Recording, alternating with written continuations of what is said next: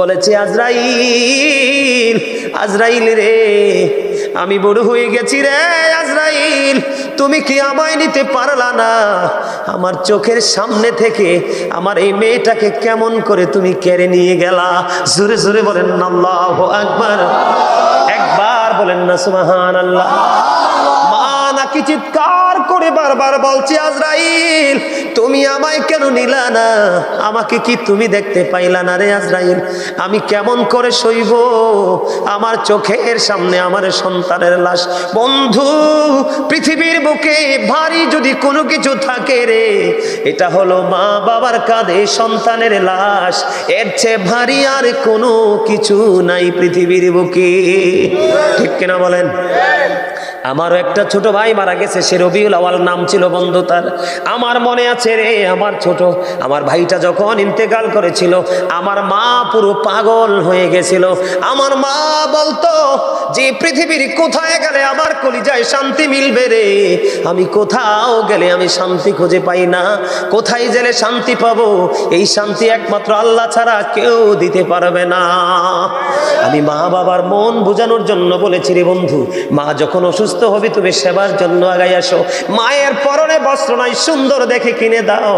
মা যেটা খেতে পছন্দ করে তুমি মনে মনে নিয়ত করো, মালিক আমার মা তো এই জিনিসটা খেতে মনে চায়, মা পছন্দ করে, আমার তৌফিক নাই, যেই তৌফিক আছে এটার স্বল্প পরিমাণ দিয়ে তুমি নিয়ে আসো।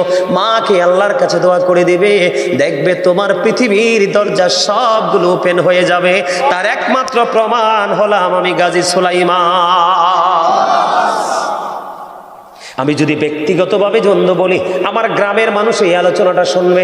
আমি যদি মিথ্যা বলি, আপনারা খবর নিতে পারবেন।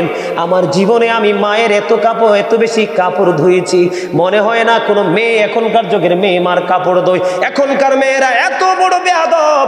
ও বন্ধু, স্কুল কলেজের কাপড়গুলো অসুস্থ মায়ের জন্য রেখে যায়। মা তুমি এগুলো কি ওয়াশ করে দিও, ঠিক না ঠিক? আর আমি গাজী সুলাইমান, মা গোসল করার পরে বলতাম, মা এটা রেখে দেন, আমি ধুয়ে দিব। অসংখ্য দিন মায়ের কাপড় ধুয়েছি, মায়ের সাথে বন্ধু হাড়ি পাতিল মেজে দিয়েছি।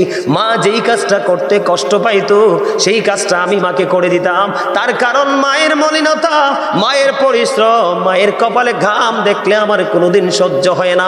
জোরে জোরে বলেন না সুবহানাল্লাহ। মা এত বড় নিয়ামত, মায়ের প্রেমিক যেই সন্তান মা হারাইছে বন্ধু, সে বুঝে রে পৃথিবীর কেউ নাই ডাক দিয়া ঘরে নেওয়ার। কথা বলেন আছে পৃথিবীতে বন্ধু? গতকালকে আমি বগুড়া থেকে আসার সময় আমার একটা ছেলে আমার সফর